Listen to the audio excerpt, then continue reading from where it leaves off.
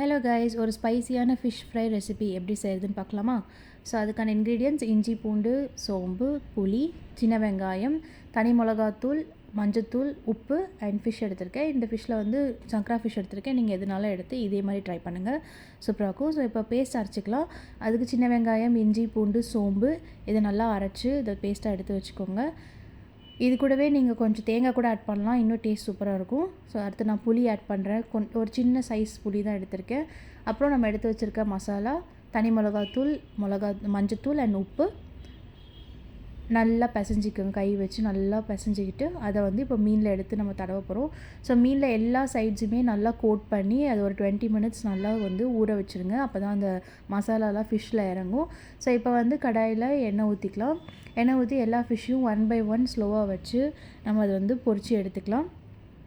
ஒரு சைடும் ஒரு 1 மினிட் வச்சு பொரித்து மெதுவாக எடுத்துக்கிட்டிங்கன்னா சூப்பர் டேஸ்ட்டில் வந்துடும். அண்ட் இந்த இப்போ பார்த்திங்கன்னா நான் அடுத்த சைடு திருப்பி போட்டுக்கிட்டேன். ஸோ இப்போ வந்து ஒரு சைடு வந்துச்சு. இதே மாதிரி நீங்கள் ஒரு சைடும் போட்டு எடுத்துக்கோங்களேன். ஸோ இந்த ரெசிபி நல்லா ஸ்பைஸாகவும் இருக்கும் அண்ட் டேஸ்ட்டாகவும் இருக்கும். நீங்கள் வந்து எல்லா டிஷ்ஷஸ் கூடயும் இது வச்சு சாப்பிட்லாம். ஸோ ரசம்க்கெலாம் இது செம்ம டேஸ்டியான ஒரு ரெசிபியாக இருக்கும். நீங்களும் இந்த ரெசிபியை ட்ரை பண்ணி பார்த்துட்டு எப்படி இருக்குன்னு கமெண்ட்டில் சொல்லுங்கள். அண்ட் உங்களுடைய ஃபிஷ் ஃப்ரை மசாலா எப்படி இருக்குன்னு எனக்கு கமெண்ட்டில் சொல்லுங்கள். தேங்க்யூ.